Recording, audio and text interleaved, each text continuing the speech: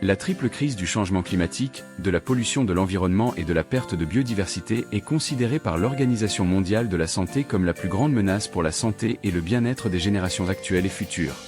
La santé humaine est intrinsèquement liée à la santé de l'environnement et impactée par la crise écologique. Les facteurs environnementaux font partie des déterminants de santé qui, à travers leurs différentes composantes, qualité de l'air, qualité de l'eau, alimentation, exposition aux produits chimiques, etc., peuvent contribuer à de nombreuses maladies. Cancer, pathologies respiratoires, allergies, asthme, maladies cardiovasculaires, diabète, obésité, etc. Malgré les progrès indéniables de la médecine, les maladies dites de civilisation, souvent associées à des affections chroniques, ne cessent de croître.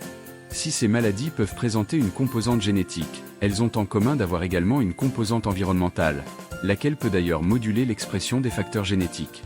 C'est le domaine de ce que l'on appelle l'épigénétique environnementale. La prise en compte de cette dimension environnementale des affections de santé a par ailleurs conduit à l'émergence du concept d'exposome.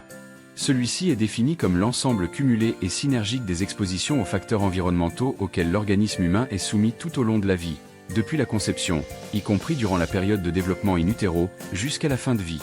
Ces expositions interagissent avec le génome et en complètent les effets. Cette notion d'exposome a d'ailleurs été intégrée dans la loi dite de modernisation de notre système de santé en 2016.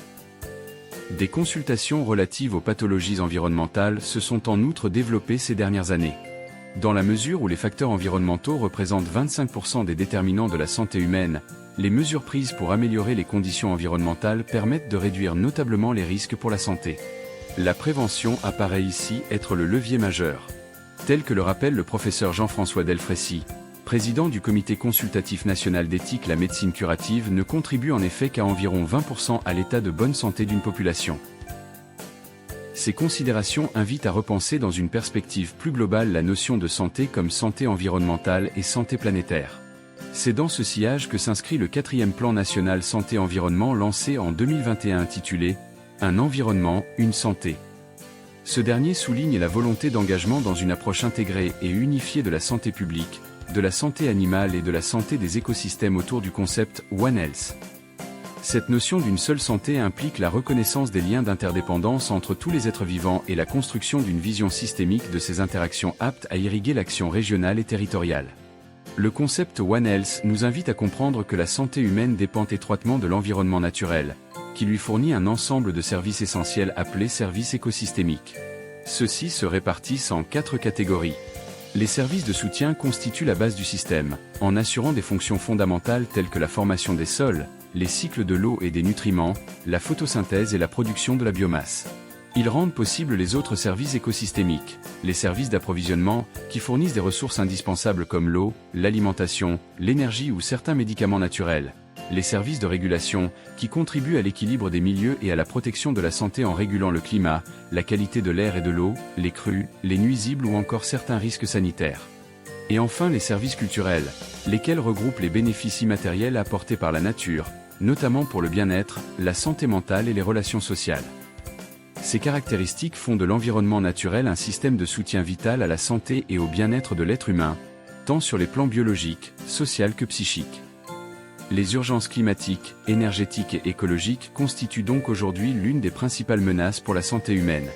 Paradoxalement, le système de santé, bien qu'essentiel à la protection des populations, exerce lui aussi une pression significative sur l'environnement. En France, le secteur de la santé est responsable d'environ 8% des émissions nationales de gaz à effet de serre, soit près de 50 millions de tonnes équivalent CO2 par an. Face à ces constats, la soutenabilité environnementale du système de soins apparaît comme un enjeu éthique émergent. La notion d'éco-soin se développe dans ce sillage, visant à offrir une prise en charge de qualité, sécurisée et pertinente, tout en réduisant l'impact environnemental. L'ensemble de ces constats ouvre la voie à des champs de réflexion nouveaux, en cohérence avec les mutations actuelles, et appelle à l'instauration d'un débat éthique citoyen qui doit dépasser le cadre de l'action immédiate afin d'intégrer les générations futures, conformément au principe de responsabilité formulé par Hans Jonas. Agis de façon que les effets de ton action soient compatibles avec la permanence d'une vie authentiquement humaine sur Terre. Pour participer aux états généraux de la bioéthique dans votre région et contribuer aux orientations bioéthiques de demain, n'hésitez pas à vous rapprocher de votre espace de réflexion éthique régional.